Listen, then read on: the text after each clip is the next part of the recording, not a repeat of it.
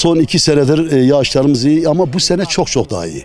Yani bizim beklentimiz inşallah Allah'ın izniyle Nisan ayı içerisinde de 1-2 tane yağmur yağarsa hiçbir sıkıntımız kalmaz. Üretimimiz de fevkalade iyi olacağını tahmin ediyoruz.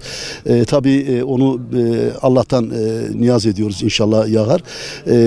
Ekinler bu sene çok iyi. Hatta şu anda yağmur fazlalığımız var.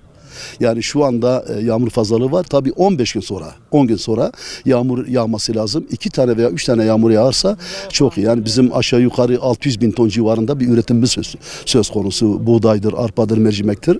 Bütün saydığımız ürünlerin hepsi de çok iyidir. Allah nazardan korusun. Dediğim gibi önümüzdeki günlerde, haftalarda da yağmur yağarsa Batman'da bu sene son 10 yılın en iyi üretimini alacağımızı tahmin ediyorum. Yani rekolte geçmiş senelerin hepsinden daha iyidir. Yani 600 bin dönüm arazimiz var. Sanıyorum bu sene buğdayda kuru şartlarda dekarda 500 kilo ve üzeri alacağımı tahmin ediyoruz. Tabii öyle olunca rekoltemiz çok iyi olacak.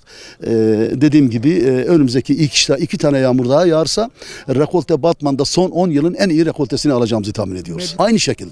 Aynı şekilde mercimek de arpa da aynı buğday gibi o da. Biliyorsun o da yağmur isteyen bir üründür.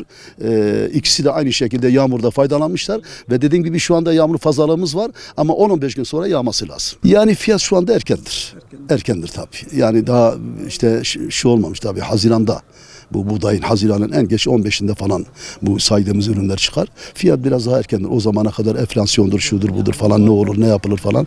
Ve inşallah pahalılık olmaz. Enflasyonda hükümetin dediği gibi düşer. Düşerse inşallah şu olur. Tabii şunu şöyle yorumlamak lazım. Üretim iyi olduğu zaman fiyat da iyi oluyor. Yani bugün 200 kilo geldiği zaman fiyatı ne kadar versen azdır. Ama kuru şartlarda 500 kilo, sulularda da 700-800 kilo geldiği zaman fiyat az da olsa kurtarıyor. Kurtarıyor tabii.